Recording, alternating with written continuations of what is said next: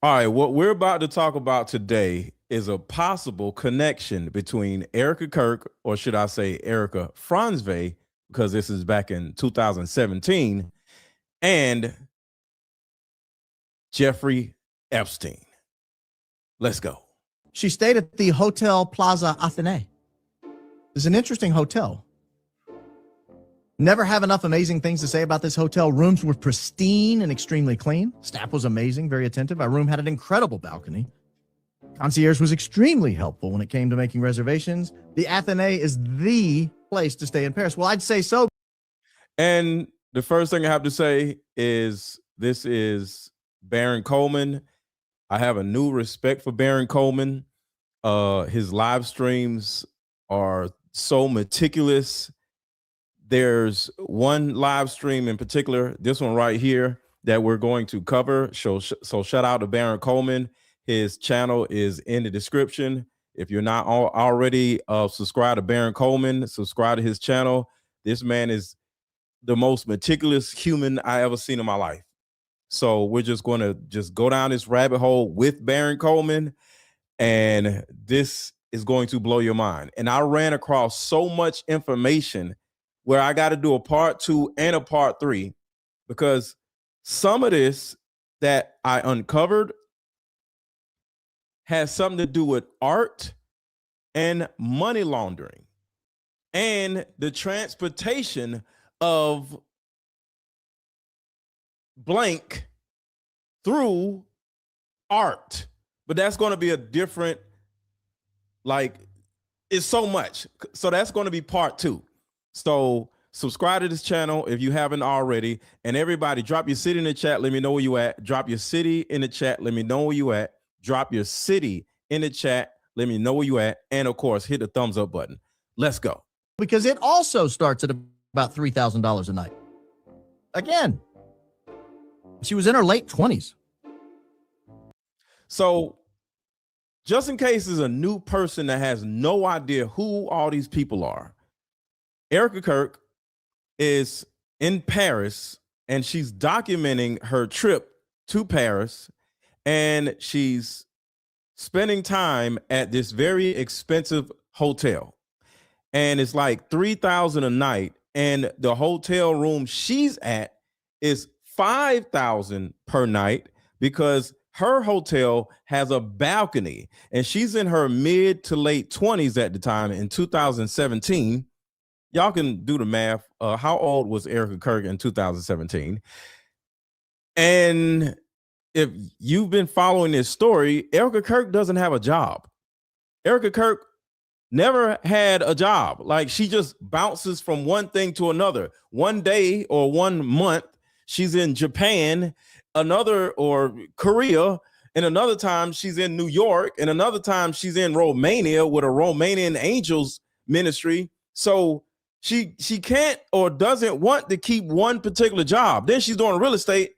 So, and then she's like this model or model management. She works for this model management company. So how do you have money to be able to go to Paris, 1, and 2, stay at a $5,000, not $3,000, $5,000 a night hotel that Jeffrey Epstein frequents also? So just giving y'all an understanding, because it's so many details. I don't want anybody to get confused or lost. Drop your city in the chat. Let me know where you're at, and hit the thumbs up button. She stayed at the Hotel Plaza Athenae. It's an interesting hotel. Never have enough amazing things to say about this hotel. Rooms were pristine and extremely clean. Staff was amazing, very attentive. Our room had an incredible balcony. Concierge was extremely helpful when it came to making reservations. The Athenae is the place to stay in Paris. Well, I'd say so, because it also starts at about $3,000 a night. Again, she was in her late 20s. That's a very expensive vacation, even if you're only there for 1 night. That's like roughly the amount the average American makes in a month. And I believe she was there by herself. That's another thing, I think. Before taxes. Staying at the Hotel Plaza Athenae. And it appears she was there for multiple nights, because she was doing reviews in March and doing reviews in April. So Yeah, I think she was at this hotel for like 4 days altogether. 5,000, not 3,000 a night, because her hotel had a balcony, which was the $5,000 hotel, a night hotel. Here she was there for multiple nights. It's a beautiful hotel, by the way. Look at this. Very nicely done in the Hotel Athénée. Well, where does Jeffrey like to stay when he goes to Paris? Anybody want to take a guess? Anybody want to know where Jeffrey stays when he goes to Paris? I'll give you a hint. This is crazy. It's the Hotel Athénée. That's exactly right. He also likes to meet people there anywhere you want. Plaza Athénée at 215. That is the hotel there. We scroll down a little bit. Depends on meeting at 14th at Plaza Athénée with so-and-so. Redacted. We scroll down a little bit more and we find, can you both meet me at the Plaza Athénée at 5? So this is the Epstein files. Just for the record, this is directly from the Epstein files now. So keep that in mind. Erika Kirk is not her name is not in the Epstein files, but her location is in the Epstein files. Matched with the date. So this is over about a 4-year window when he is traveling to Paris. He likes to stay at the Hotel Athénée. A little birdie this is me. You were at the Plaza Athénée bar. You still out? Meaning I am at the Plaza Athénée bar. It can be there in mere moments. Right. This is several years ago. I just woke up. Yes, we can meet. Why don't you meet me in front of the Hotel Plaza Athénée at 3:30? It's anyway. Someone asking Jeffrey, where are you? I was going to walk to the Plaza Athénée. Are you nearby the apartment or would you like to meet there? So as you can see, like, everybody knows about this hotel. It's extremely popular in Epstein's circles. It's not just Epstein going there. Everybody goes there to meet Epstein. Just keep that in mind. It's a thing that Epstein does when he goes to Paris. It's the Hotel Athénée, and they have tea at the Hotel Athénée. Keep that in mind. It's a normal thing that he does this. That is a known meeting spot. This is from someone named William. Dear so-and-so, can you see if Jeffrey is available for more furniture visiting on Wednesday afternoon or Thursday anytime? I just ran into him at the Plaza Athénée bar. Again, confirmation, this is where he hangs out. He hangs out at the Ritz for tea time many times over several years. He hangs out at the Plaza Athénée many times over several years. This is a fixture for him. Also happens to be only. And let me just give y'all a connection early, just something to put you in the understanding of why this has something to do with Erika Kirk. So there's a possibility, because I don't want to get sued. Erika Kirk is running around trying to sue people, even though she can't really sue anybody because nobody's really lying. So there's a possibility that Erika Kirk worked for either Epstein or Epstein's brother, or the company Epstein's brother actually was running, which is a New York-based company or modeling agency called Next Model Management between 2015 and 2017. And just with the research I've done, this company is connected to not only Epstein, but Epstein's brother and a woman named Faith Jones. So this is how Erika Kirk is connected to this whole situation, because some people may say, okay, why in the world would Erika Kirk go to Paris and have tea with Epstein? Why? Well, this is possibly a meeting place for business or pleasure, and you know what the pleasure looks like when it comes to Epstein. So there is an assumed or an alleged connection where, if you know anything about Erika Kirk's past, or Erika Frantzve's past before she got with Charlie Kirk, there was Romanian Angels in Romania, and then she went to either China or Japan, one of those, and then she opened up an orphanage over there or some type of ministry over there. So there is easy understanding of how this woman, Erika Kirk, has orphanages or the want or the love for orphanages or orphans, right? So you have her with tadpoles over here in her past, recent past. You know, we're talking about 2015, 2017, not 2026. And then she's hanging out in Paris, allegedly with Epstein. So tadpoles, Epstein. Orphanage, Epstein. So that's the connection, just to make sure everybody stays on the same page. Hit a like button, hit a like button, hit a like button, hit the like button, and share this video.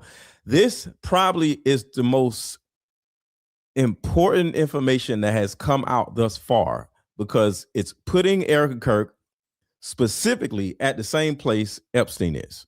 Like the two places she reviewed that are in hotels.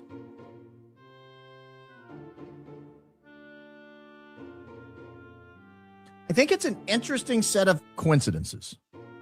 I would not look at this and say, this is definitive proof that they traveled to Paris together or that they traveled to Paris to meet. I would never claim that. I think that would be reckless. But I would say, I think I would want to answer that if these facts were out there. If I only reviewed a few places in Paris and only two of them being in hotels, and both of them are places Jeffrey likes to frequent when he's in town, either stay at or particularly tea time at the Ritz, I'm telling you guys, end of the show. So before we keep moving, somebody in the chat, I was having a conversation with somebody in the chat. Shout out to Olivia. She said, I tend to think Erika is or was being blanked in order to be the next Ghislaine Maxwell. And if you look further into Jared Kushner, it's almost like he's the one to take over solely as Epstein if he dies, right? So Jared Kushner looks like the next Epstein. And I said this in the past also. And this is what I said to her. I replied to her by saying this. I think Erika aspired, not was, I don't like to use the G word, GRROM. I don't think it's that. I think Erika Kirk aspired to be the next Ghislaine Maxwell. I think this is what her goal in life was. But at some point, she met Charlie Kirk or was introduced to Charlie Kirk, and she was like, oh, okay, I'll do this instead. And she became this God-fearing, Jesus, the Lord, and all this other stuff. But at first, I think her aspiration was to be the next Ghislaine Maxwell. And this is just my opinion. And Olivia says, aside from IHOP, do you think Charlie knew more about the dark side of even being a part of Turning Point USA's shadiness? Yes. I think Charlie Kirk was the shadiness of, okay, put it like this, and we're going to get back to the conversation. But let me show you this. Do I have it? Yes, right here. Let me show you this. So, okay, remove this. So I want to show you guys this. And we're talking about Erika Kirk, of course. Okay, so this is Turning Point USA's tax returns. So in 2016, 2017, 2018, they made $10 million, which is a lot of money, right? 2018, $10 million. So Erika Kirk met Charlie Kirk in 2019. So I want to put all this together. Now, at this particular point, let's just assume, okay, because none of us wants to get sued. Say, I don't want to get sued in the chat. Type, I don't want to get sued in the chat. If you don't want to get sued, put, I don't want to get sued in the chat. So before 2019, remember, we're looking at 2015 to 2017 with Erika Kirk allegedly being somewhere in the vicinity or in the same hotel as Epstein, right? 2015 to 2017, right? So she has this background of working with people in order to make money in some type of way. And, you know, a lot of people have said that recording of Erika Kirk wasn't Erika Kirk. So cool. I believe it's her, but we can move on from that, right? So what if Erika Kirk was for a few years recruiting humans, people, I don't want to say anything crazy, tadpoles, not saying she has or is or was, but what if, let's look at this as a fictitious story. What if Erika Kirk was recruiting tadpoles for Epstein, right? 2015 to 2017. What if? We're just telling a story. And she has the ability to launder money or use art, adding another part to this, another aspect to this. What if she found out a way to sell other things and label the other things as art, right? She figured this whole thing out. Just working with Epstein, right? This is a story. I'm just making this up. And next thing you know, she takes this talent of hers and then she meets Charlie Kirk and then she introduces Charlie Kirk to this scheme of how to use art or the name of art and launder money through the name of art. And the name of art is what I'm saying is, say you owe me $40,000, right? And instead of giving me $40,000, I have a piece of art that is worth $10. But I go to an art museum or art, art thing, whatever you call it, an art show, right?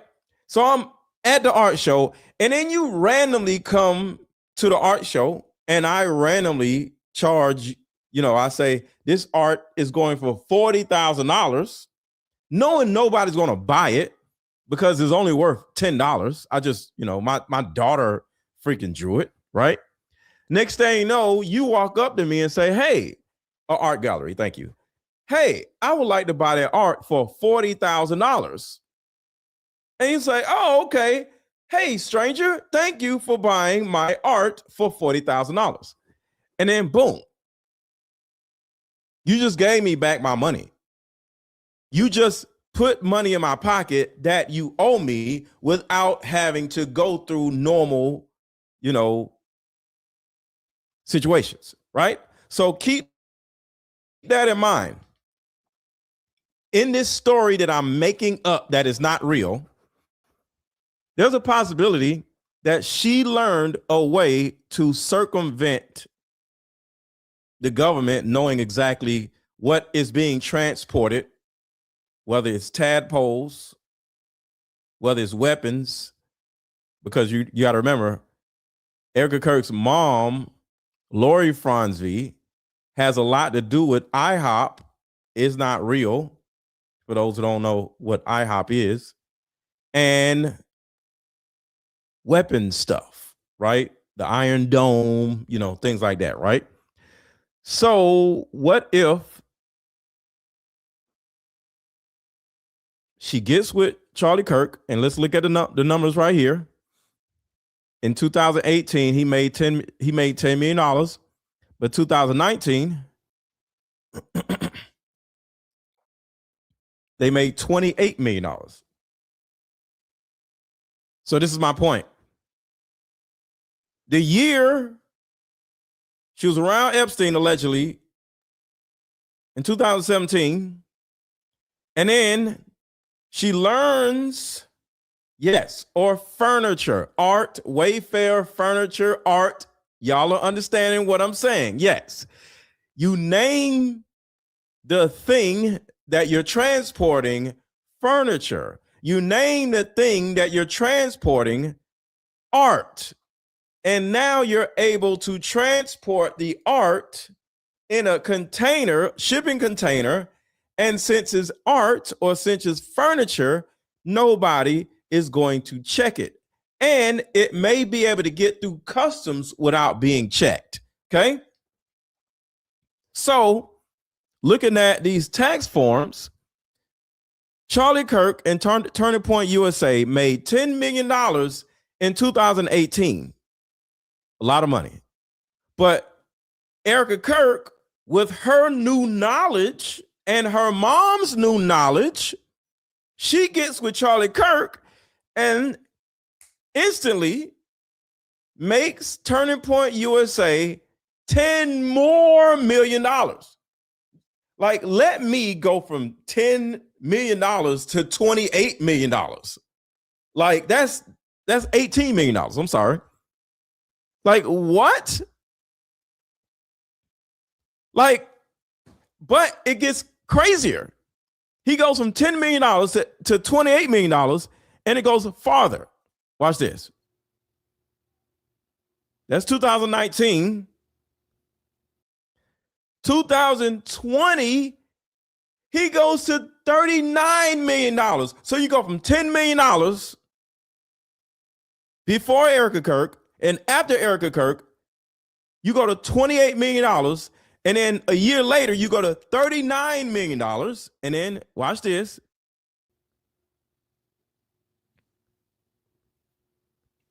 $2021, you go from $29 million to $55 million.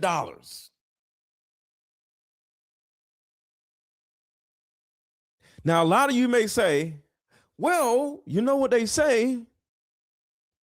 The man who finds a wife finds a good thing. He got a wife, and she inspired him to go harder, to make more money. It could be that. He who finds a wife finds a good thing. No, I don't think so. Because in this situation, he who finds a wife finds a good thing, but then ends up dying.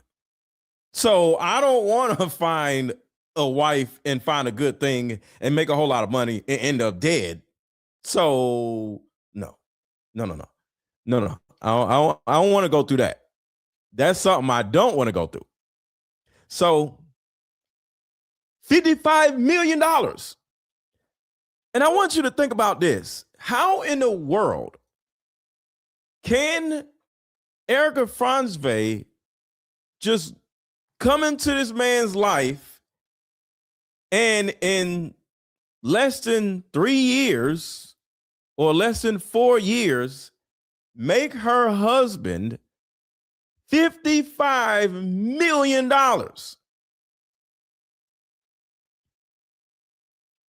This is extremely deep.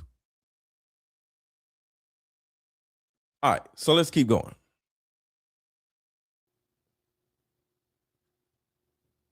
$2020, now 2022, $80 million. 80? You go from 50 to 80? Or should I say you go from 10 280? How, Sway? How? You're now at $80 million in 1 year. This is what I'm talking about.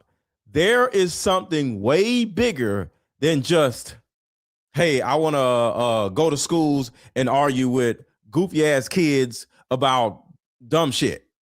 No, that is not happening. You cannot make this much money and you're not even doing anything. Even if it was donors, why the hell are donors giving you this much money to argue with random ass kids at a college? No, absolutely not. All right. So we can go a little farther. 81 in 2023. 84 in 2024. All right. So y'all get what I'm saying, right? Erika Kirk comes into Charlie Kirk's life, pushes Candace out the way. Candace's words, not mine. And next thing you know, makes this man $80 million within a 4-year period. Well, let's say $70 million because he made $10 million on his own. All right. So now we have that connection. Now let's go back to Baron Coleman. Shout out to Baron Coleman. Show you a lot of documents tonight. We've done our best to edit out any personally identifiable information. Crazy. It's my belief that these documents conform perfectly to the Google Terms of Service. Anyone that has an issue with what we show today, the proper response is not to complain or report or anything like that. Blame. And I want to say this. Baron Coleman, because I watched his show last night, Baron Coleman is going through a lot. You might see Baron with 20, 25,000 live viewers, but according to what he said last night, he's going through a lot of people or a lot of entities or 1 or 2 entities are trying to shut him down. So when you see somebody getting all the views and all this other stuff, you're like, oh my God, I wish I was them. Well, you never know what that particular person may be going through in the background. He seemed to be like right at the end of his show last night, he seemed to be really frustrated. Like he was getting a lot of backlash because, you know, Baron Coleman is literally famous now. And my heart goes out to him, you know, because when you have that many eyes on you, you know, you have somebody else's eyes on you also. So shout out to Baron Coleman. I hope nothing happens to his channel. I hope nothing happens to him. I hope he's able to, you know, continue to flourish or whatever. But it scared me a little bit just watching what he said and watching what he was saying, like right at the end, because he kind of like slowed down a little bit. And he said, you know, YouTube is messing with him. He got dinged a couple times. And I'm like, he didn't even say nothing. Like a lot of us, we go a little crazier than Baron Coleman, but he's like strictly to the books and he's a lawyer. So he knows exactly what to say. So I'm like, wow. So shout out to Baron Coleman. He may be going through something, may not be going through something, but I'm just going by his body language. So shout out to him. So let's keep going. Motives or anything. The proper response is just to provide an answer. That's the. And this is kind of like what he's saying right here. He's like, stop flagging don't flag my channel. Just listen to the information and stop messing with me. That's kind of like what he's saying right here. Everybody hit the like button. Everybody hit the like button. Everybody hit the like button. And to the new people, drop your city in the chat. Let me know where you at. Drop your city in the chat. Let me know where you at to the new people. The answer. That's the proper response. I'm not making a conclusion about who was where and when. What I'm doing is showing you what the documents suggest, who was where and when, and what their habits were when they were there.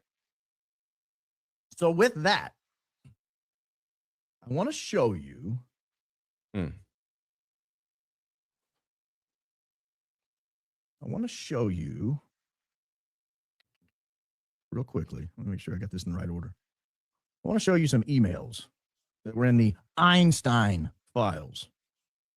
And he says Einstein on purpose, so understandably. If you can believe it or not.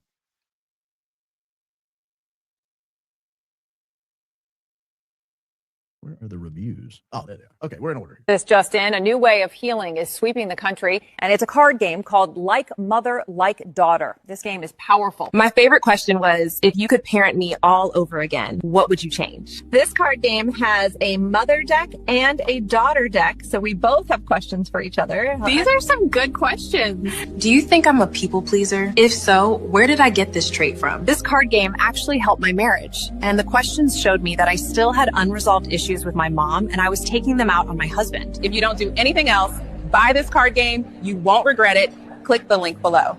Like mother, like daughter, we are the same.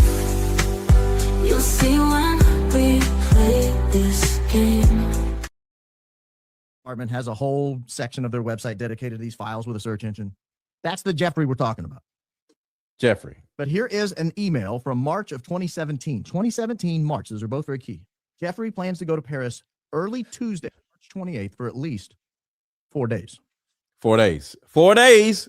We scroll down and we see that Jeffrey has now changed his plans. He no longer plans to go on Tuesday, March 28th. He's now going to leave on Thursday, March 30th. Well, if we do 4 days, March 30th is March 30, March 31, April 1, April 2. So he was there. So now we have dates. April 1st, April 2nd, and March 30th. What's up, Valerie? Partially in March and partially in April. That's going to be key in a second. Because we're going to look real quickly at a couple of reviews Erika Kirk gave of Paris. Remember, this is where Jeffrey's going. He's going to Paris for at least 4 days, starting Thursday, March 30th. So March and April. Here is a review Erika gave of the Eiffel Tower in March 2017. So we know, at least according to this, I can't put her there. I don't have, the evidence I have that she was there comes from her review of Paris. Her review was posted in May, but if you look at the highlighted portion, it was alleged to have occurred in March. And now we have a date of stay in April. This is a review on the Ritz Paris. And it says it's phenomenal for tea. Our main purpose for going was to have tea and a light lunch. April 2017, traveled as a couple. So we know Jeffrey was there in March and April of 2017. He was there at least 4 days. According to this, he was going to be there at least 4 days. We know he left on March 30th. So that's 30, 31, April 1, April 2. And we know Erika was there the same time period, at least in the same city. And at the same hotel, because we talked about that earlier already.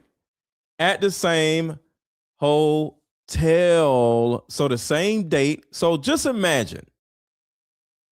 For anybody who's just like, nah, that's crazy. Erika Frantzve, who allegedly worked back then for a modeling agency named Next Model Management. That's the first thing. She and Next Model Management is allegedly ran by Epstein's brother. All right. So she works for Next Model Management. Next Model Management is ran by Epstein's brother and co-founder Faith Cates. And she just randomly shows up in Paris having tea at the same hotel Epstein is at. And she stays at a hotel for 4 days, just like Epstein is. and Epstein is there at the same exact date. And the dates are factual, the dates, because one is in the Epstein files, and two, Erika Kirk documents them. Because you know how women love to go somewhere and they like to take pictures and document everything they're doing. So I don't have proof that they know each other. They may just randomly be in Paris at the same hotel at the same time, having tea at the same time, the same dates, everything. It may just be, hey, happenstance, right? But the dates are a fact. The dates are a fact because they come from her and they come from the Epstein files. So let me back it up just a little bit. So here we go. Starting Thursday, March 30th. So March and April. Here is a review Erika gave of the Eiffel Tower in March 2017. So we know, at least according to this, I can't put her there. I don't have, the evidence I have that she was there comes from her review of Paris. Her review. Her review was posted in May, but if you look at the highlighted portion, it was alleged to have occurred in March. And now we have a date of stay in April. This is a review on the Ritz, Paris. And it says it's phenomenal for tea. Our main purpose for going was to have tea and a light lunch. April 2017, traveled as a couple. Traveled as a couple. Travel as a couple. I wonder who the other person is. Traveled as a couple. Interesting. So we know Jeffrey was there in March and April of 2017. He was there at least 4 days. According to this, he was going to be there at least 4 days. We know he left on March 30th, so that's 30, 31, April 1, April 2. And we know Erika was there the same time period, at least in the same city. Paris in March and April of 2017. So they're there together.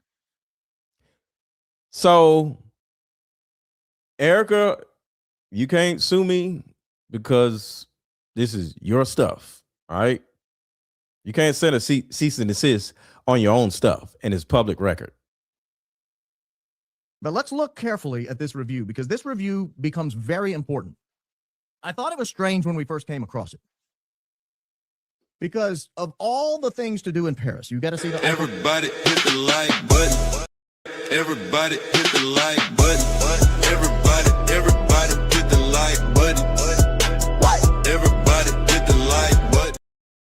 Do in Paris, I thought it was weird that someone in her mid-20s was having tea at the Ritz. And that's the only reason they were at the Ritz was to have tea. They weren't staying at the Ritz. They were there to have tea. And they traveled as a couple. I thought that's a weird couple thing, to be honest with you. And so it's stuck in my people have crawl, tea in Paris. stuck in the back of my head.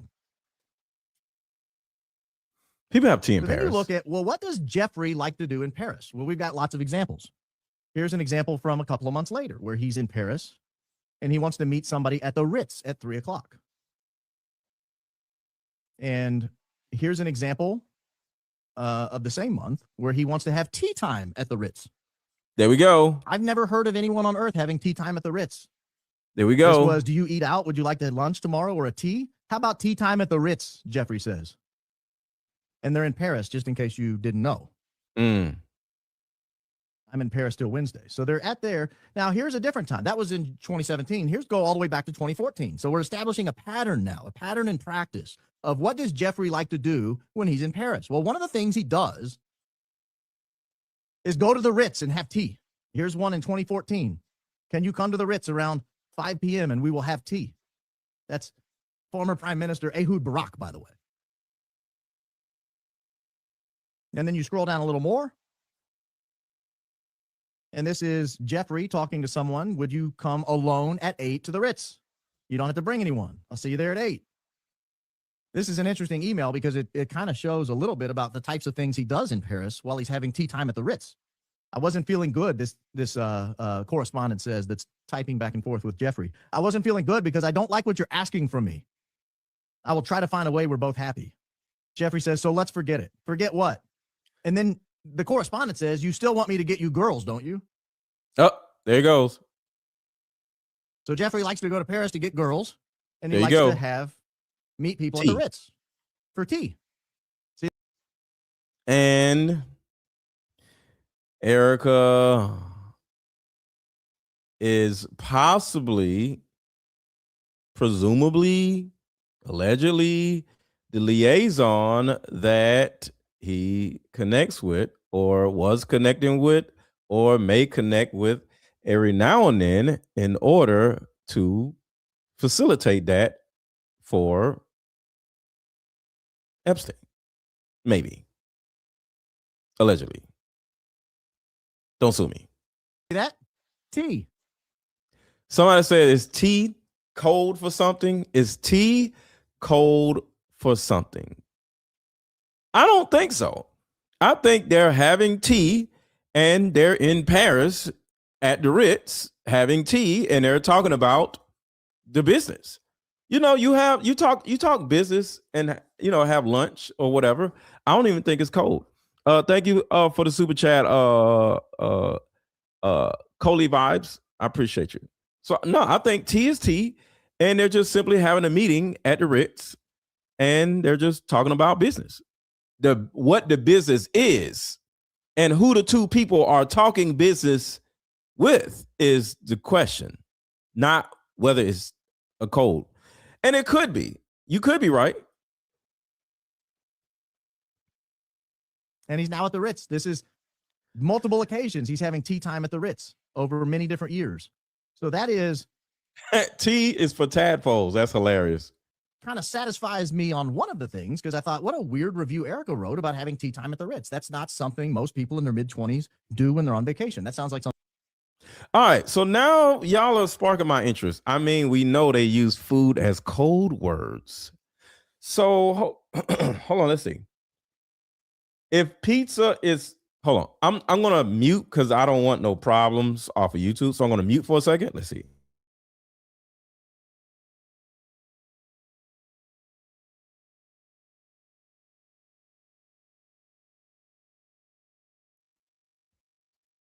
Let's see. Based on Pizzagate conspiracy theory, which alleges that certain words are in leaked emails and they were used for different code names, other alleged related code words within the conspiracy include cheese, pasta, hot dog, and map. Oops. I don't see T in it. I don't see T in it. Not saying it's not, but I don't see T. T didn't come up. But thank y'all for the thought process. I like that. Something old people do. And if you look at the Ritz, I mean, I would say I understand why Erika wouldn't have stayed there, because it starts at like $3,000 a night. It's a very expensive hotel in Paris.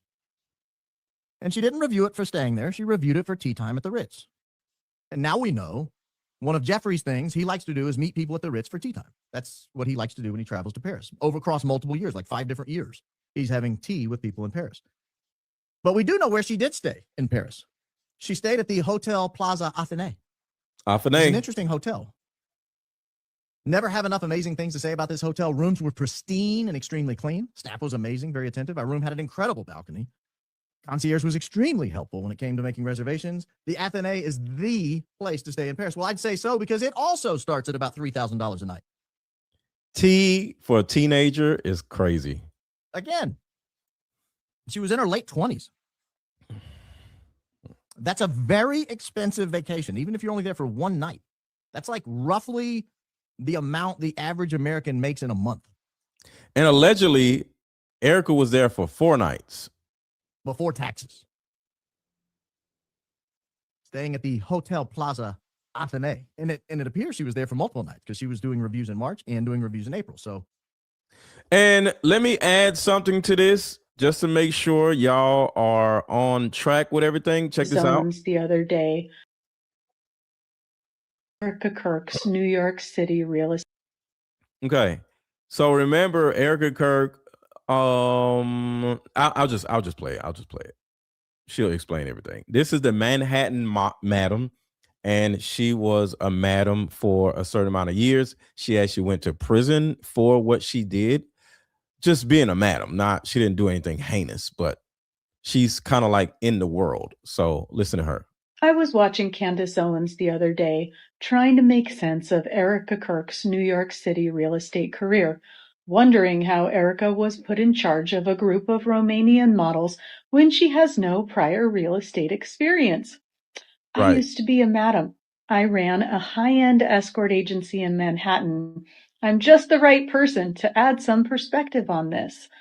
Back in the day, I employed hundreds of signed models. In fact, many of them were from Eastern European countries. I normally worked with women who were in their mid-20s, so by the time most of these women had reached the interview with me, they were already considered old by modeling standards. In most of the interviews, these women told me stories of being picked up from their home country, recruited in their teens, being groomed, being brought to New York, put in small apartments, given limited money, and So let's break that down real quick. The timeline. Somebody like Erika Frantzve and her mom, not them, but somebody like them, because I don't want to get sued.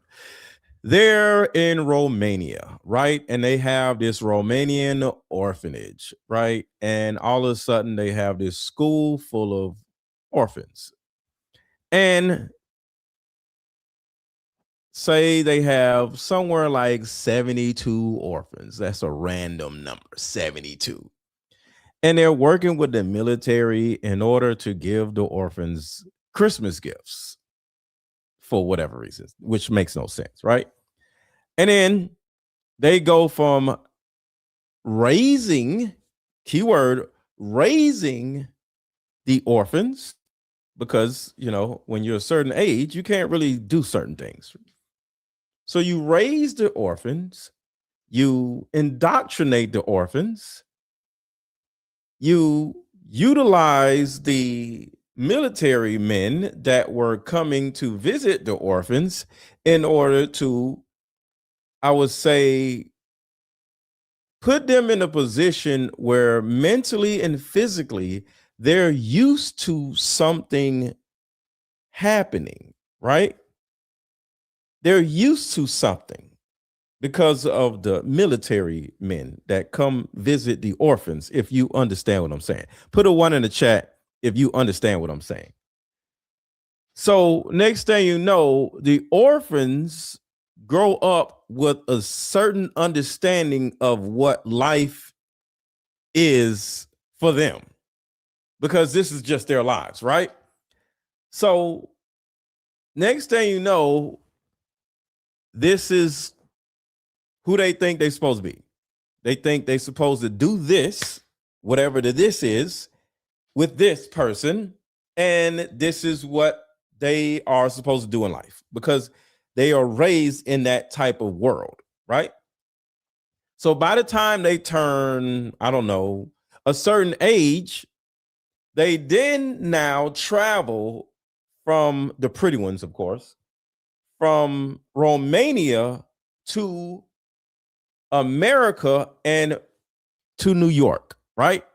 So there is somewhat of a connection from an orphanage. You know, when you're 5, when you're 7, when you're 9, you get put in a position where your belief system changes through religion and through physical interactions, you know, just, you know, I don't want to say certain things.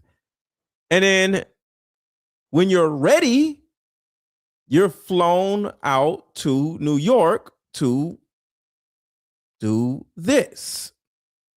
back in the day, I employed hundreds of signed models. In fact, many of them were from Eastern European countries. I normally worked with women who were in their mid-20s, so by the time most of these women had reached the interview with me, they were already considered old by modeling standards.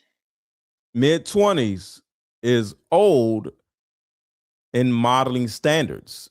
So we're looking at the orphans that are like 7, 10 years old. You know, they over there.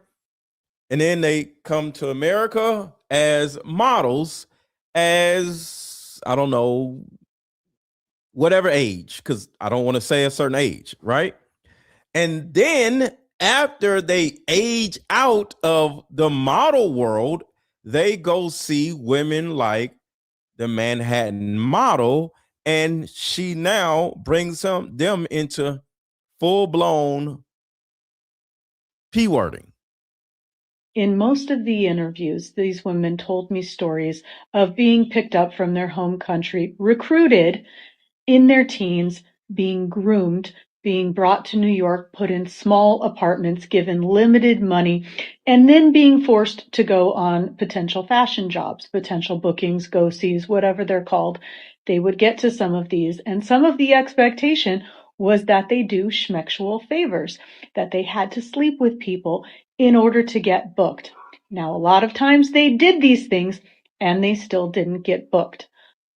So stop right there. To think this is normal, it has to be normal in Romania. See, it's a normalization. Sex is normalized, or your body being traded for something is normalized. So in Romania, that's kind of like where the training possibly happens at. And then after a certain amount of normalization, training, belief system work through religion, possibly, you know, Erika Kirk is very religious, right? The Lord said, do this, Charlie Kirk, you know, all this stuff, right? And then once they're in this new environment in America, one, they're probably happy to be in America. And two, they have a belief system that I am expected to do these things for money. All right. By the time they were interviewing with me many years later, they would tell me all of these stories. They actually would say to me, we want to make money off of this because we're already used to this world. We've been exploited for a decade. Now we want to take our power back. I know that sounds weird, but many of them. See, I want to take my power back. I've been doing this for free for 10 years. From age this to now age this. I don't want to say the ages. I've been doing this for free. Now I want to get paid for it. Thought of working for me as taking their power back from an industry that had robbed them of their childhood and all of their power. I understood this is what fashion is about. Now, I would think someone like Erika Kirk, who has risen to the title of Miss Arizona, who has years and years of fashion experience, that she understood this too, because there is no possible way that a man didn't approach you asking you to get the girls to do him some kind of favor. That is 100% the norm in that world. In fact, it is even the norm in politics, because I've been working in politics now for 16 years. When I first started, many men asked me if I still had girls. Many men, the hosts of TV networks, political advisors, candidates, elected officials would ask me, do you still have girls? Can you send some to my house? Can you do a party for me? Can you put some at my event? That was the norm. Even though I left that world behind, that was still the request. Maybe that's just how men are. Maybe that's just how men with power are. But I think Erika Kirk would know this, since she's been running in powerful circles and trying to clout chase, I don't know, for decades. Don't let anyone So just giving y'all an understanding of how the pattern looks. Want to give y'all this. No, let's just keep going. I got so much. Let's see. I got so much. Here she was there for multiple nights. It's a beautiful hotel, by the way. All right, so we're back at the hotel in Paris. Nicely done in the Hotel Athénée. Well, where does Jeffrey like to stay when he goes to Paris? Anybody want to take a guess? Anybody want to know where Jeffrey stays when he goes to Paris? I'll give you a hint. It's the Hotel Athénée. That's exactly right. He also likes to meet people there anywhere you want. Plaza Athénée at 215. That is the hotel there. We scroll down a little bit. Depends on meeting at 14th at Plaza Athénée with so-and-so. Redacted. Thank you for the super chat.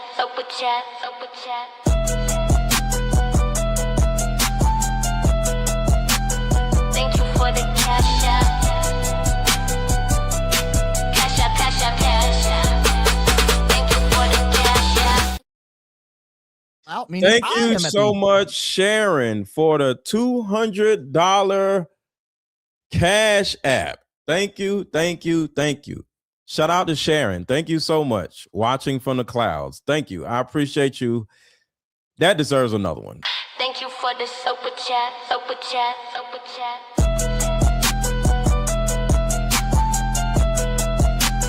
Thank you for the cash app. Cash app, cash app, cash app. Thank you for the cash app. Again, thank you, Sharon. I appreciate that. Plaza Athenae bar. It can be there in mere moments. This is several years ago. I just woke up. Yes, we can meet. Why don't you meet me in front of the Hotel Plaza Athenae at 3:30? Thank you, Christine, for becoming a new member. This is someone who's very angry or uses a lot of exclamation points anyway. Someone asking, Jeffrey, where are you? I was going to walk to the Plaza Athenae. Are you nearby the apartment or would you like to meet there? So that is a known meeting spot. This is from someone named William. Dear so-and-so, can you see if Jeffrey is available for more furniture visiting on Wednesday afternoon? Furniture visiting. Remember, we talked about furniture and art. Or Thursday anytime. I just ran into him at the Plaza Athenae bar. Again. Now, another thing I want to share with you all that gave me an understanding of what's going on is this right here. In Michigan, Erica struck up what I view as a very odd relationship with the 15-year-old girl named Jillian. So I can help. Now, Jillian was a tadpole, and there was a lot of talk because this went viral, talking about how Erika Kirk, for whatever reason, was flirting with this tadpole. But I was like, she's gay? She's into women? No. She was flirting in order to get a certain comfort level there where she can send the girl to a modeling agency, because this is possibly what or how she operates in order to recruit new tadpoles. So listen, this is about recruitment, in my opinion. I'll clarify. I can build on that. Like I said, I spoke with Jillian, and that information, part of that information is very accurate. And somehow, and Jillian does not recall how this transpired, somehow. Accurate, Erika Kirk. Accurate. During this rent arrangement, Erika and her exchange numbers. Okay. So what happens next is they begin messaging each other, a texting relationship to reinforce the fact that this girl, Jillian, is 15 years old and Erika is 25. It's worth mentioning that Erika is also working with sex trafficking charities. This is that year where she says that she got involved with a sex trafficking charity over in China. I'll have more for you. See, remember we talked about Romania. Now she's in freaking China doing the same thing. Do y'all understand what I'm saying? You're in Romania doing a charity, and then you leave Romania doing a charity, and then to go to China doing a charity? Why don't you just do this in America? Because your ass to go to prison doing all that mess in America. That's why. You on that next week, but Morning of March 26, 2014, Jillian tweeted, I just want to be somebody's woman crush Wednesday. Is that too much to ask? That evening, she then tweets, thank you at Erika Frantzve for making my whole week. And she shares this photo, and the photo is of a gnome, and it says, I want to be inside your lady garden. Gnome saying. A few days later, on April 5th, 2014, Jillian posted this tweet. Getting this. So y'all already heard about that. Let me fast forward a little bit right here. Your skin, you're absolutely beautiful. Jillian. So now she's hitting her with your skin, your face. You're so beautiful. You might want to become a model in the future, right? This is how she allegedly, possibly, I don't know, but it sounds to me that these words are recruitment words. Funds with the crying emoji, you're making me cry. That she wants a 15-year-old to feel sexy. This particular 15-year-old at this time, what we know based off of Jillian's tweets is that she doesn't have a father in her life. Okay. She tweeted this in June of 2014. I haven't seen my dad over 2 years. The reason why I want to point that out is because Charlie Kirk and I did a lot on the road discussing father absence and how these teenagers and children are instantly more vulnerable to tons of things, getting involved in the wrong networks, criminal activity. You need a father in the home. So I just find it interesting that it's a good fact to know about this girl at this time. Maybe her father's in her life since, I don't know. So what exactly was her stated goal? Well, I can at least tell you here we go. what that last weird text exchange was about, the one where Erika tells her not to drink and to suck her stomach in tonight, wherever they're going tonight. People assumed that they had gone somewhere together, but no, that exchange is actually in reference to Erika then having sent this 15-year-old to have photos taken. She sent this 15-year-old to have photos taken. She's helping her because she's just so beautiful, get into maybe some modeling. That's at least how she presented it to her. So after telling her how beautiful and perfect her lips were, she then sets her up with a photographer, a friend of Erika's. Erika, she says, arranged the entire thing. Then after what maybe love bombing her, we describe it, then sends her to meet up with this male photographer. And Jillian said that this photographer was kind of creepy. So another part of the pattern, she's acting or operating as a recruiter for tadpoles. So just showing y'all the pattern. So let's go back to Baron Coleman and hanging out with Epstein, allegedly in Paris. Times over several years, he hangs out at the Plaza Athénée many times over several years. This is a fixture for him. Also happens to be only like the 2 places she reviewed that are in hotels. All right, so let's go a little farther because it gets deeper. Eliza McCoy came out and said, I can explain this. I was the one buying the suits.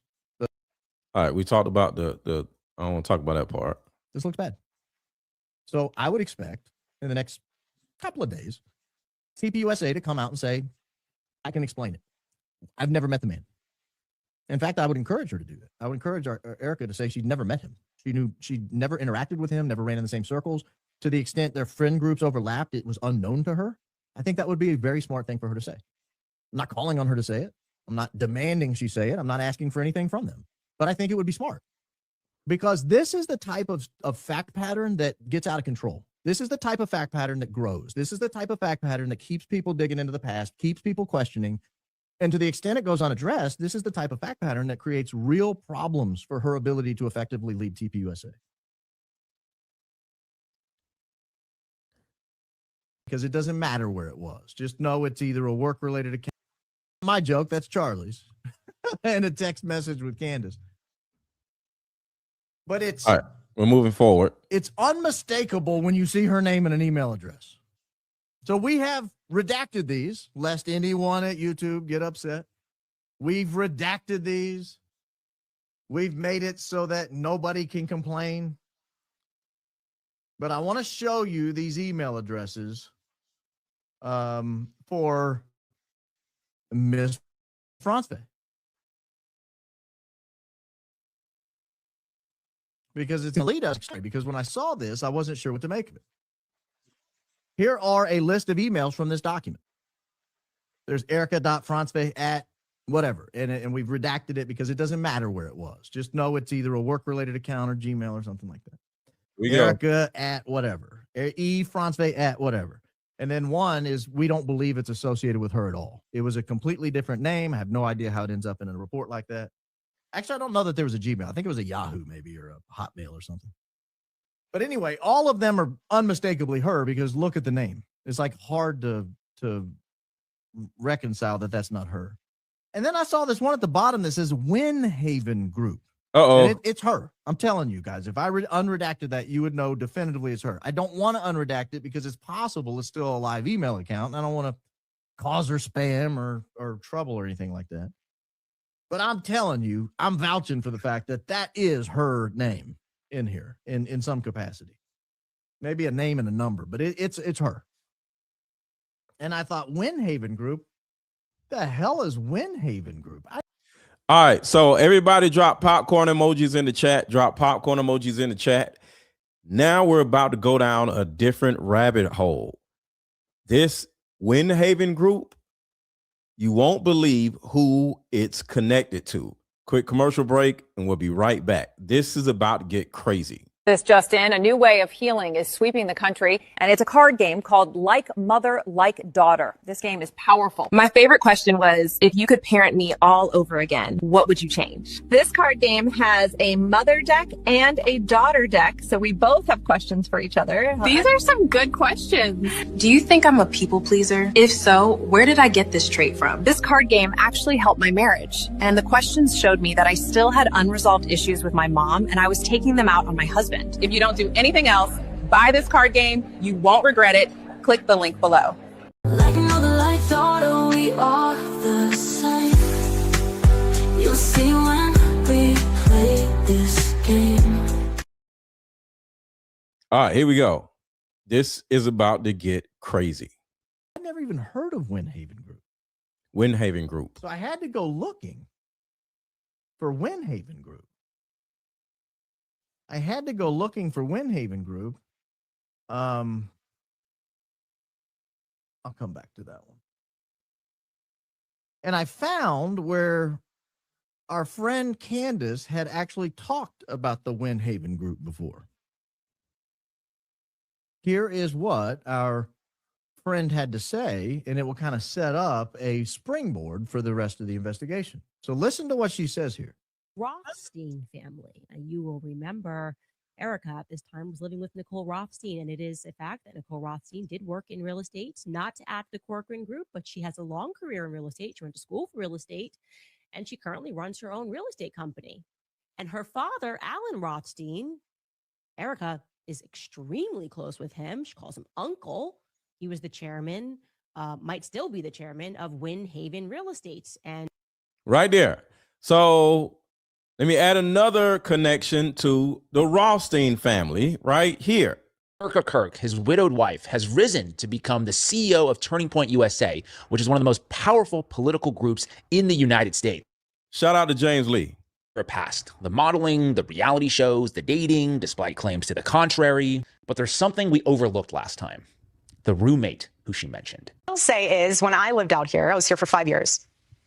I never dated here because I saw vicariously through my roommate how terrible it was. So who was this roommate? Well, it turns out her roommate is not just some random person. It is actually a family member who is going to unlock for us an entire family tree that upends her well-curated image and potentially expose her connection to a complex network of financial fraud, casino gambling, and foreign influence, allegedly. And before we dive in, I just want to say that everything I'm about to tell you is verifiable. It's in the public domain. You can look it up for yourself. None of it is speculation. This is Erika. Everybody drop popcorn emojis in the chat. Drop popcorn emojis in the chat. Drop popcorn emojis in the chat. Drop popcorn emojis in the chat. Erika Kirk, then Frantzve, with her roommate at the time, Nicole Rothstein. Merry Thanksgiving to So that's the Rothstein last name that is connected to this company. Remember, Rothstein. you. Merry Thanksgiving to you. Merry Thanksgiving to you. And Nicole Rothstein, as it turns out, is her cousin. How do we know that? Well, she responded to this clip featuring Erika Kirk talking about her Shabbat Shaloming. And she responded by saying, quote, as her cousin, who is fully Jewish, half of her family is Jewish. While she herself is a Christian, she has celebrated many Jewish holidays with our side of the family and highly respects the Jewish religion. You can see the name and handle, Nicole Rothstein. Now, I'm glad I archived that because if you go and look for that Nicole Rothstein account right now, I'm pretty sure it's no longer there. Now, Nicole Rothstein's father is a guy named Alan Rothstein, who you could see in this Instagram post is sitting next to her. And Erika Kirk writes, there's something powerful about God's strategic planning when it comes to the people he has surrounding you. How blessed I am to have individuals like Uncle Alan in my life that are filled with spirit. Now, this is where things start to get pretty interesting because the next logical question would be, who is this Alan? Uncle of hers, Alan Rothstein? Well, I was able to find this SEC document that lists one Alan P. Rothstein, and I've confirmed that this is the same person. And here it describes him as a member of the board of directors of this company called Innumerable, which will come up later. So remember that name. He's also owned another company called Shazoom LLC. Remember that as well, a business funding company. And from 2002 through 2007, Mr. Rothstein was the co-founder and chairman of a company called Nano Dynamics Incorporated. Now, it sounds all pretty impressive, but as it turns out, with a little bit more digging, Mr. Alan Rothstein, Erica's uncle, may have been quite the sketchy guy. For Nano Dynamics, it looks like he was sued in bankruptcy court. And from what I'm told, in bankruptcy terms, when a trustee sues a director or a founder like Alan Rothstein, it is believed typically that that person may have taken money out of the company improperly before it collapsed. And then remember the company Innumeral, which he served on the board of directors. That was apparently a penny stock that traded on the OTC markets before also going bankrupt. And then there's this company Shazoom LLC, which if you remember is a business funding company. And all right, so y'all get the understanding. Alan Rothstein is adjacently connected to the mafia, to the Jewish mafia. So I didn't want to go too far down that rabbit hole, but he is connected adjacently to the Jewish mafia. So let's keep going on this. Yeah, like I said, this is what she wrote about him. So this is the company. Our friend Candace had actually talked about the Winhaven Group before. Winhaven Group. Here is what our friend had to say, and it will kind of set up a springboard for the rest of the investigation. So listen to what she says here. Rothstein family. Now, you will remember Erica at this time was living with Nicole Rothstein, and it is a fact that Nicole Rothstein did work in real estate, not at the Corcoran Group, but she has a long career in real estate. She went to school for real estate, and she currently runs her own real estate company. And her father, Alan Rothstein, Erica is extremely close with him. She calls him uncle. He was the chairman, might still be the chairman of Winhaven Real Estate. And yeah, like I said, this is what she wrote about him in on Instagram in 2017. This post reads, "There's something powerful about God's strategic planning when it comes to the people that he has surrounded you. How blessed am I to have individuals like you, Uncle Alan, in my life that are filled with spirit. Constantly seeing life in bloom, I have watched you face adversity and triumph, and in doing so, pass a gift of courage and a message of understanding to those around you, that if you live boldly and fearlessly, the impossible is possible. I love you." Hey, she loves her Uncle Alan. Now, Loves Uncle Alan. But I don't know if you caught it. She mentioned Winhaven Group. He was the chairman of Winhaven Group. Well, I thought that was an interesting thing. I'd never heard of it. And so we went looking for Winhaven Group. I noticed, because Candace said her cousin or friend or whatever she is, Nicole had worked at the Winhaven Group, I thought, let's go see if we can find that. And we did. Here is Nicole's work history. This is dated. This is several years ago. I think it ends in 2020. All right, this is when it gets really crazy. But Winhaven Group for almost 8 years, rising from real estate. So when you look at Erika Kirk and her affiliation with real estate, and of course, she never sold a house in her life, it's because of her adjacent relationship with this fake cousin, Nicole Rothstein. She was the one that is in real estate. Development intern to project development coordinator to project and operations manager to director of asset management, all at the Winhaven Group. That's Nicole Rothstein. That's Alan's daughter, Uncle Alan. Interesting. Well, is there any tie for Erica working there? And what is the Winhaven Group while we're on it? Let's look real quickly, because I found out who ran it. It took me a while to track it down.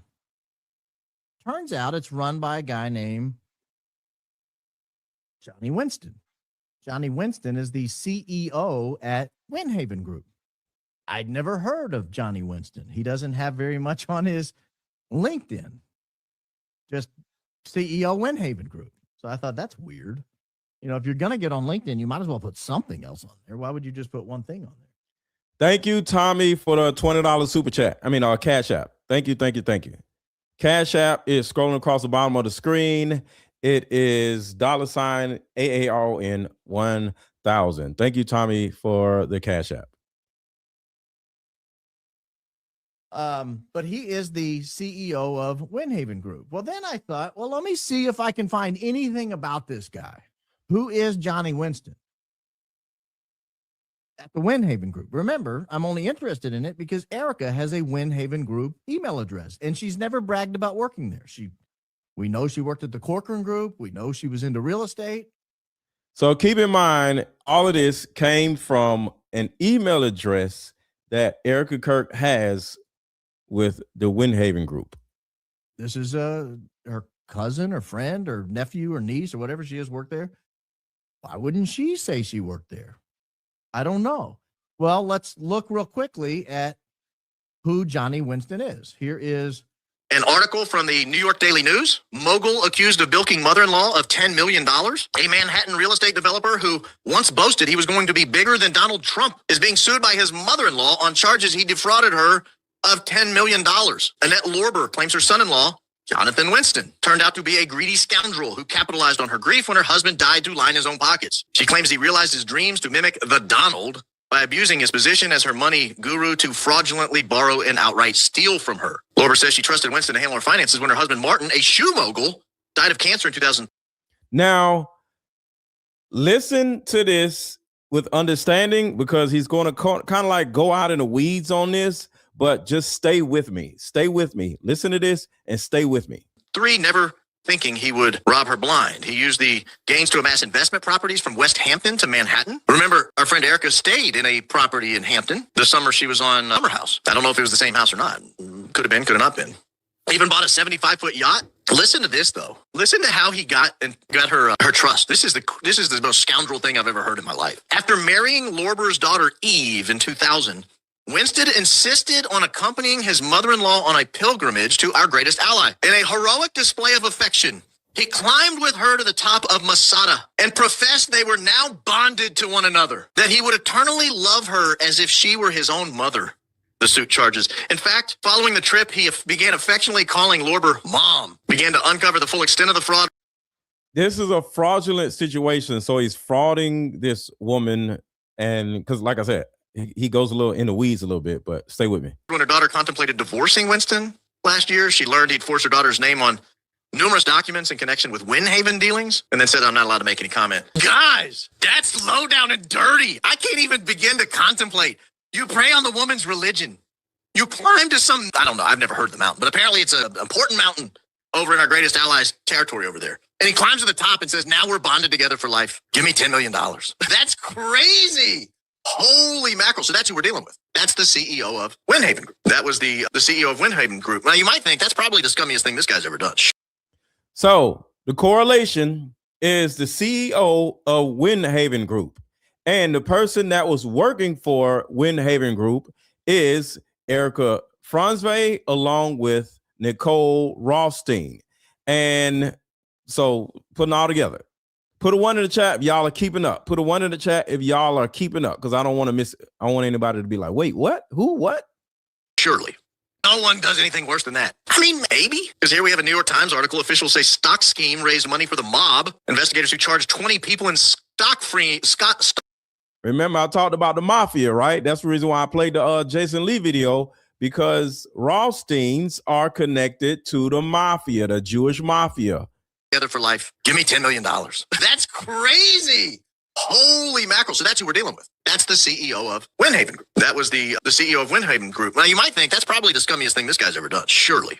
No one does anything worse than that. I mean, maybe. Because here we have a New York Times article. Officials say stock scheme raised money for the mob. Investigators who charged 20 people in stock fraud scheme yesterday outlined a plot straight out of Hollywood, alleging the 20 had worked with the Gambino crime family to bilk thousands of investors out of more than $50 million, fraudulently selling stocks at inflated prices and threatening anyone who wanted out. 2 of the principals, Hunter Adams of Atlantic Beach, New York, Michael Ryder, Merrick, New York, are known Gambino associates who actually manage the brokerage houses. The other major participants, not minor players here, major participants in a scheme that is alleged to be with the Gambino family, an alleged scheme allegedly with the Gambino family. The other major participants are Greg Adams, Jason Cohen, Robert Mangiarano, and Jonathan Winston. There's our friend Jonathan Winston. There you go. That's what I'm saying. It takes a second, but there's the correlation. The Colombo crime family and the Gambino crime family are 2 of the biggest crime families like in history. So, and all of this is adjacently connected to not only Erika Kirk, but Epstein. I'm assuming it's the same one. Lives in the same place. That's crazy. A $50 million stock fraud scheme with the Gambino crime family. Well, surely, knowing all of this, no one would ever want to have anything to do with this guy. Well, no, this was back in 2001. Like, this was known. All right, well, let's see what else we have here. Who is working at Winhaven? Well, funny you should ask, Alan. It's Uncle Alan. He's the chairman of Winhaven RE. Uncle Alan Rothstein. That's our friend Alan. Uncle Alan. Uncle Alan Rothstein right there, the chairman of Winhaven RE. Remember, this is the same Winhaven where Erika has a Winhaven Group email address. I'm starting to put together, perhaps, a plausible explanation of why she never mentions this part of her past. That's adorable, lovable Uncle Alan. And we go back, just to remind you, this was on Candace's show here. But I'll show you the screenshot again, unless you missed it.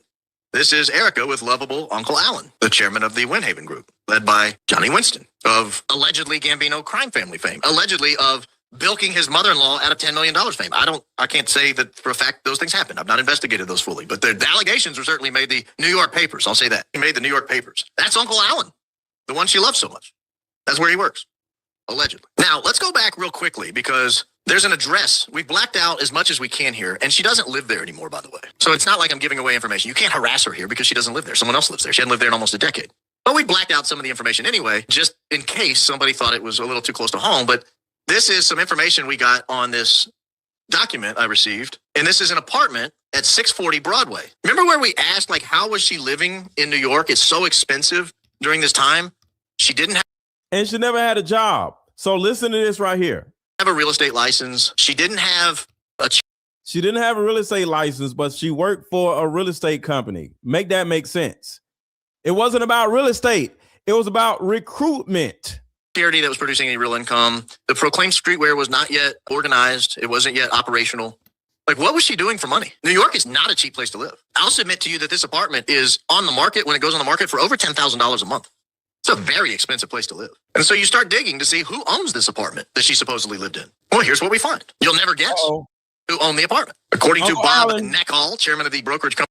Uncle Alan owns the apartment that Erika Kirk was living in. Company Massey Knockall, who handled the sale with colleague James Nelson. The roughly 63,000 square foot Soho building. This is the building that's 640 Broadway we were just looking at. Purchased by a first-time Manhattan buyer in partnership with an institutional investor. Mr. Knockall, prolific broker of the commercial and multifamily buildings in the city, said he could not disclose the identity of the joint venture because they were his clients and had asked him to remain anonymous. But that's that 640 Broadway. That's the building where we were able to find an address where Erika may have lived at the time. So we dig a little deeper because if someone owns the building, we need to know. Now, it's interesting to know this building is on the corner of Crosby Street and Broadway. It has two addresses, strangely. And if you go to the New York Public Records, you'll find it's an AKA address situation. It'll say 640 Broadway, AKA 172 Crosby Street. Or it'll say 172 Crosby Street, AKA 640 Broadway. So if you see a story, you have to look for both addresses in order to do a thorough research on who owns this property. But you got to answer the question, like, she's living in a very expensive piece of real estate, allegedly. I mean, at least the background report seems to suggest she was. She's living in a very expensive piece of property 10 years ago. There's really nothing on her resume that would suggest she's making any real money. So who owns the building? Like, was somebody letting her live there? Was she, honestly, you look and you're saying, is it related to Jeffrey? I mean, I don't know. We're able to find out. Here is an article after the fact that disclosed who the two buyers were. All right, y'all ready? This is the ending right here of part one of all of this. This building.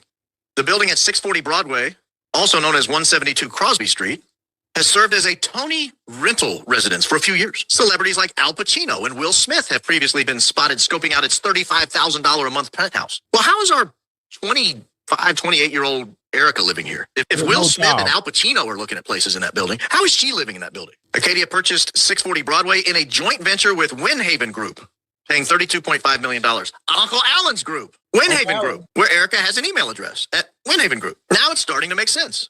Now we get an idea of how it was she was able to live there. Again, assuming all the evidence is correct that we've uncovered. So, lastly, I want to show you guys this right here to slow everything down just a little bit, just to make sure everybody is on point. Erika Kirk and Jeffrey Epstein meet in Paris in 2017. So it appears that Erika Kirk and Jeffrey Epstein frequented the same exact super expensive hotels for the exact same reasons or dates, I would say, in Paris, France, on the exact same days. We're looking at the Ritz, and I forgot the name of the other hotel. So on the show today, Baron Coleman showed screenshots of the Epstein files and reviews that Erika wrote under her maiden name, Erika Frantzve, indicating they were both in Paris at the same time and frequenting the same locations and hotels. Erika is also linked to the same exact real estate company. The same real estate company that, we all know. What happened? Okay, here we go.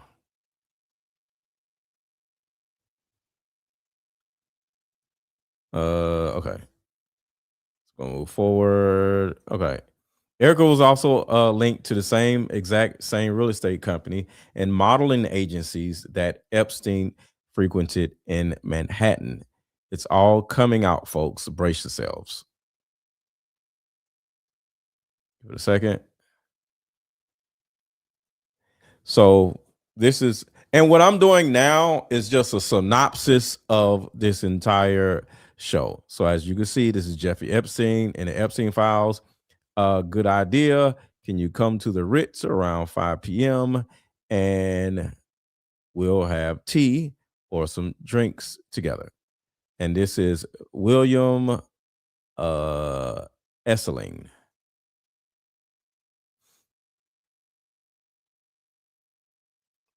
And of course, this is all of Erika Kirk's or Erika Frantzve's information, dates, and her documentation of her trip. Date of experience, March 2017. Our main purpose for going was to have tea and a light lunch, just like in the Epstein files. Phenomenal for tea. The Ritz in general never disappoints. Yet there is nothing like the Paris location.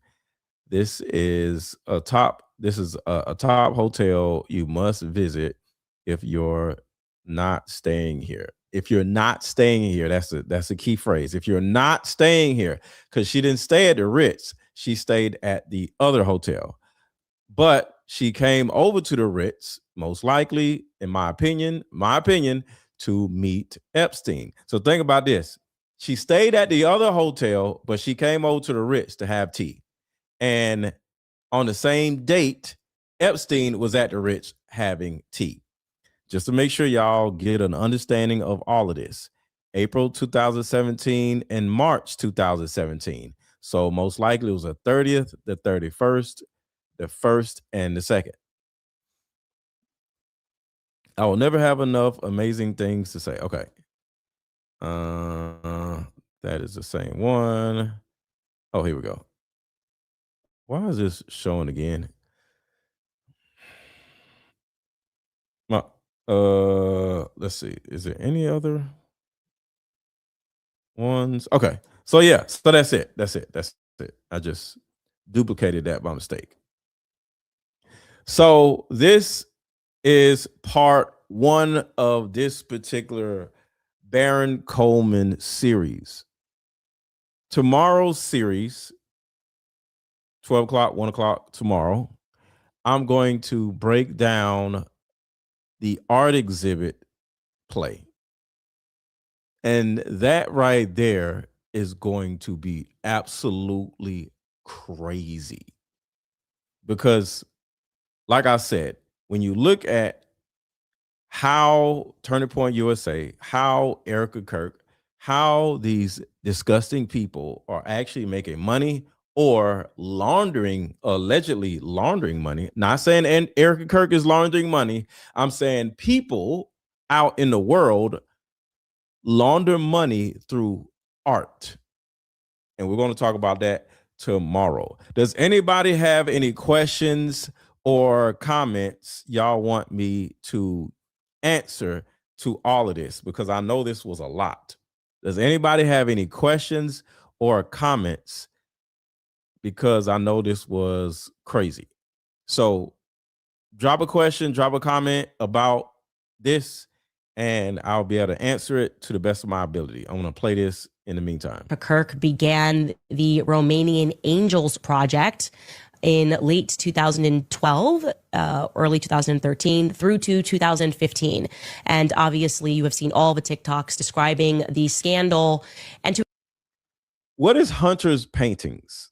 What do you mean Hunter's paintings? Can you elaborate on Hunter's paintings? What is that? Explain that to you just to kind of separate the myth from the facts of this. I'll tell you what the facts are. The facts are that Erika Frantzve established the Everyday Heroes Foundation, which was supposed to help children in need. That was established in Arizona under Erica's mother's name, Erika Frantzve.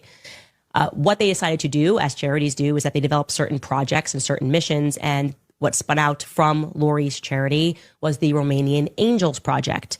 And they got this deal with the military. They worked with the military in Romania to help orphans, okay? Now, it is a fact that they worked with, at that time, Colonel Otto Buscher. Colonel Otto Buscher was then accused of running a brothel with young children. So I'll stop right there because I don't want it. I don't want no problems with YouTube.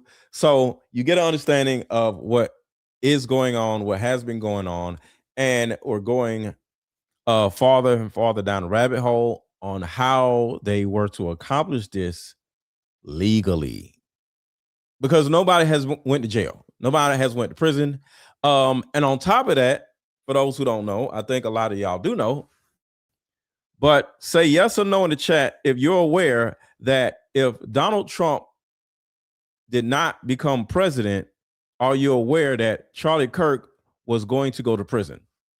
Yes or no in the chat. Were you aware of that? Were you aware that Charlie Kirk was going to go to prison if Donald Trump did not become president? Are you aware of that? Because if not, I'll talk about that tomorrow also. So y'all were not aware of that? Okay, I thought a lot of y'all were aware of that. Let's see.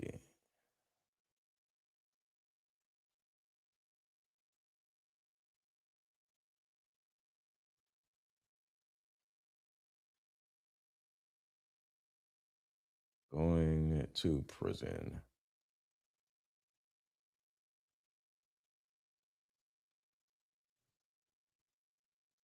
So do you think murderers should go to jail? Do I think all murderers should go to jail? I mean, on the is pedophilia wrong? Why do people go to prison? Oh, maybe I really am just Uncle Tom. It is wrong, and I'm sure I think it is. I'll find it. But yeah, he was actually gonna go to prison on some Diddy type of stuff. No, not Diddy type of stuff, some fraud type of stuff. So yeah, we're gonna do part 2 tomorrow. So, and I want to make sure nobody had any questions or anything. All right, so we are good. If you had one wish involving us, what would it be? That we got along better. Okay. The day that you told me, like, I was so happy for you, my mindset toward you completely changed. I think after you had her, you realized, like, how hard it is to be a mom. And, like, when you look back at things that maybe, like, made you mad at me, you realize, like, okay, well, that is hard. I just bought this mother-daughter card game because I came to the realization that my issues with my mom are not resolved, so I decided to do something about it. I just played this card game with my mom and we both literally broke down crying. Here's the card game right here. Buy it. Every woman needs this. You won't regret it. Bless me. Bless me and my mother. Bless me and my mother with one of these decks. And I was asking her the questions while we were heading to the airport, and she was asking questions. And I like that there is something in there that really helps you to identify, how do you feel? How do you feel? How do you express this? What word could I use? Or et cetera, et cetera. And I don't want to get too much into it because I really think that you guys should check this out. Even in the half hour that we were asking these questions, it created such deeper discussions. I actually remember there was one question, and it was something along the lines of, did my mom ever experience grief that would have allowed her not to be as attentive? And then we started talking about, and that led to like a really cool conversation. And so it was good. And I like it because we were giggling in the car, like talking about these different stories, stuff around Christmas time. Oh, do you remember this? And it just allowed us to be very nostalgic and really take that road down memory lane. So that was this game is really cool. So I definitely appreciate it, guys. We're going to connect a link below if you're interested in getting the mother-daughter card game. It's literally like therapy in a box. You get to ask all the questions that you may not have even known that you need to ask, or the conversation you didn't know you needed to have. So, and the coolest part of this particular card game is, in your situation, your mom lives somewhere else. There's a mother deck and there's a daughter deck. So she was able to bring the mother deck home with her, and you kept the daughter deck. So now y'all can play over the phone or online, right? So you can buy this card game, pull out mom's card game, and ship it to her if she lives in another state. All right, so I'll see y'all tomorrow. Make sure to get your mother-daughter card games. We still have supplies. Make sure to get your mother-daughter card game, and talk to y'all tomorrow, or maybe this evening. I might go live again this evening, but I'll talk to y'all later, and y'all have a good rest of y'all day.